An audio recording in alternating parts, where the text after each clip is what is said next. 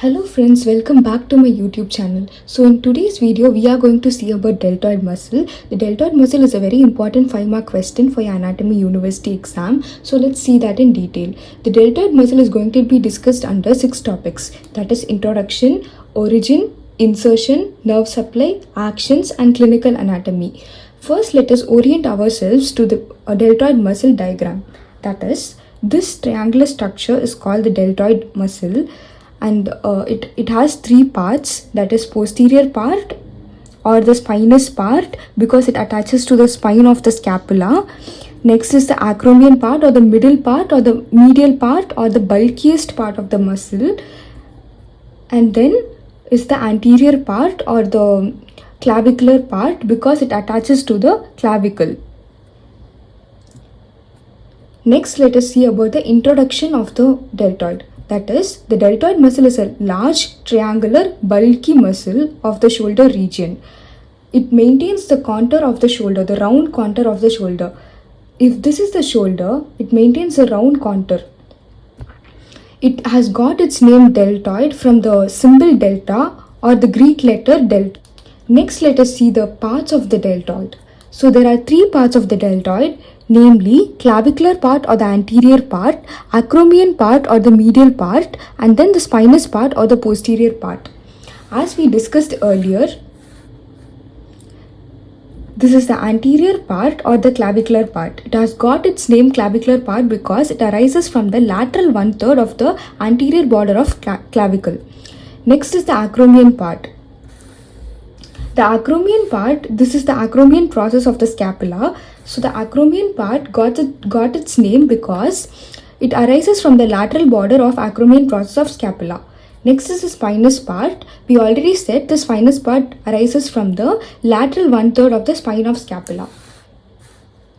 So this is the spine of scapula, and it arises from the lateral 1/3 of the spine of scapula.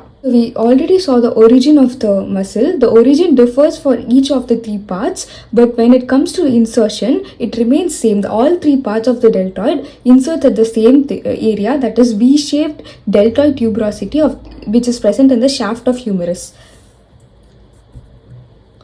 So this is the shaft of humerus. And there is a thing called V-shaped tuberosity. This is where the deltoid inserts. So this is called V-shaped tuberosity of the deltoid that is present in the shaft of humerus. Next, let us see about the actions of the deltoid muscle. The deltoid is commonly known as the abductor of the arm. But the abduction action is done only by one part of the deltoid muscle, that is the medial part or the acromion part, which has the bulk of the muscle, that is only responsible for abduction. The remaining 2 parts are not responsible for abduction. The remaining 2 parts have other actions like the anterior part of the clavicle part. This is the anterior part or the clavicle part. This is responsible for 3 functions, that is 3 actions, that is anteversion, internal rotation and adduction. Whereas the posterior part or the spinous part, this part is responsible for 3 other actions that is straight opposite to the anterior part, that is retroversion. Here it is anteversion, here it is retroversion, here it is internal rotation and here it is external rotation. Whereas adduction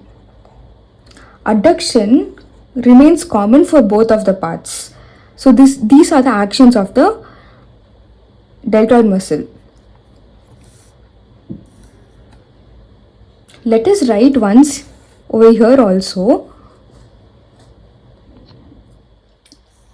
So let us see that once again. The posterior part is responsible for retroversion, external rotation and adduction. The anterior part is responsible for anteversion, internal rotation and adduction. You can also remember it like anteversion. Next, let us see the nerve supply. The deltoid muscle is supplied by the axillary nerve. The axillary nerve winds around the surgical neck of humerus. So this is responsible for the nerve supply of deltoid muscle. Next, let us come to the final part, that is clinical anatomy. The clinical anatomy is very important, as it whenever you write any question, end it up with clinical anatomy, because it gains you more marks. So the clinical anatomy for deltoid is paralysis of deltoid muscle. The paralysis is commonly because the axillary nerve is injured. The deltoid muscle is responsible for the round contour of the shoulder. We already saw that over here. So now if the deltoid muscle is paralyzed, the shoulder looks something like this. The round contour is lost. So in paralysis of deltoid muscle, the round contour is lost, and then it is commonly because we already said that the deltoid muscle is commonly known for the vaccination site, that is intramuscular injection. When the intramuscular injection is given, it is generally preferred in the inferior lower part of the deltoid, but if it is given in the wrong site, it might injure the axillary nerve, because the axillary nerve is closely passing around the surgical neck of the humerus. So if the axillary nerve is injured, it results in paralysis of deltoid muscle.